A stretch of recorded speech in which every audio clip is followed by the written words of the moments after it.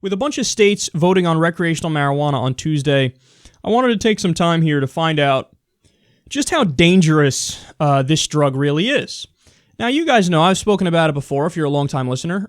It's not my drug, man. I get paranoid when I smoke it. I mean, there's a few times I've had it where I was okay, but then there were a bunch of times where I just got paranoid and I was curled up in the fetal position like, everything sucks. And then come to find out, we covered a story a while ago that there's actually a genetic reason why that is. I think scientists were able to isolate a gene where they say, there it is. Like, this is why some people respond negatively to weed. If you don't have that gene, you love it.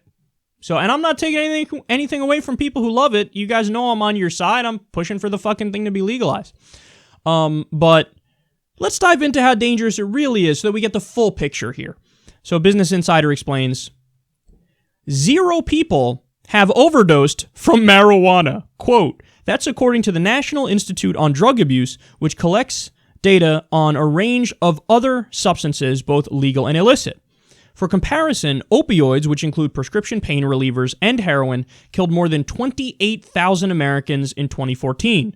Nearly 88,000 people die from alcohol-related causes every year, which makes alcohol the 4th leading preventable cause of death in the United States. It's pretty impossible to ingest a lethal dose of marijuana. Even aspirin can kill you if you take too much. But a fatal dose of marijuana would require ingestion of 1,500 pounds in 15 minutes. A physical impossibility for any human. Wow. Now, let's think about this for a second. They're telling you, hey, even aspirin can kill you with a much lower dose. Is anybody going around, campaigning about the dangers of aspirin? This thing that you think is benign and you think is a pain reliever, but oh my God, you take too much and you pass away.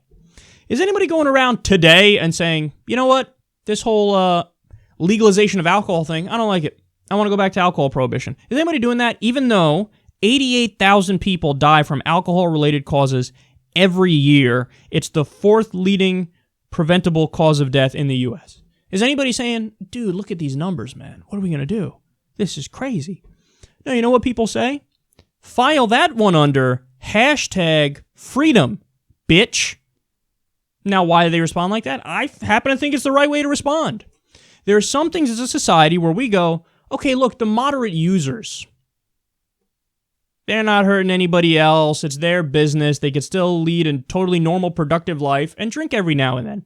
According to Dr. Carl Hart, an addiction specialist, he says 80% of all drug users are moderate users. Now, that other 20%, I feel bad for them, and I want to get them help, and in fact, I'd set up a system where they can get rehab and help. But I'm not going to ban it for the 80% when 20% might have an issue with it. No! Now, with marijuana, we learn, well, the main problem that should scare everybody, which would be overdose, doesn't even exist for marijuana. Not even on the table, not a concern, not a worry. You're already leagues ahead, leagues better than alcohol and opioids. So what possible argument can you still hold on to ban it? There is none. There is no good argument.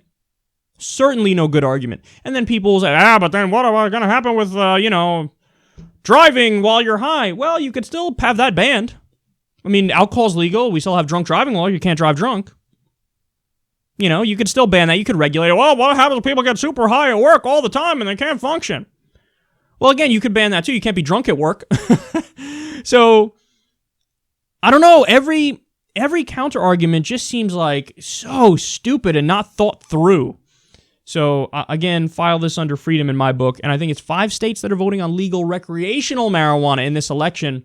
And, we're going to the tipping point, man. We're going to the point of no return here. And I can't wait to get to that point. I need to see on a federal level, at the very least, marijuana. But I go further and just do drugs, legal, taxed, and regulated. So, let's do it. All systems go.